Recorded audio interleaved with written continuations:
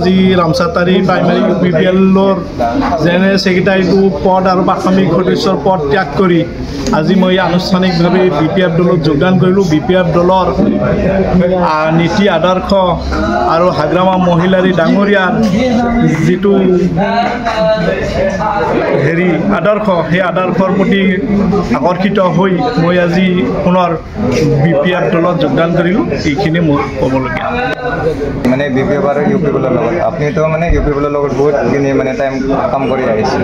UPPL দলৰ মানুহৰ লগত মনোমালিন্য আছে, মানুহৰ কোনো মিল নাই তাহাঁত দলৰ মাজত কোনো সাংগঠনিক হেৰি নাই, কথা বাৰ্তা ঠিক নাপালোঁ। সেইকাৰণে মই তেওঁলোকক বেয়া পাই BPF দলত আহিলোঁ। আৰু ডেভেলপ নামত মানে কৰিলে দেখা মতে ডেভেলপ বুলি কোৱালিটো ডেভেলপটো সেনেকৈ কৰা নাই তেওঁলোকে এতিয়ালৈকে ডেভেলপমেণ্টৰ হেৰিটো নাই। হাগ্ৰামাৰ দিনত যিখিনি ডেভেলপ হৈছিল তাৰ তুলনাত হোৱা নাই। মানে যিটো চাকৰি বাকৰি এনেকুৱা কথা এইবিলাক নাই, ছাকচেছ হোৱা নাই। গোটেই দেখা পাইছে কি কৰিছে কি কৰা নাই।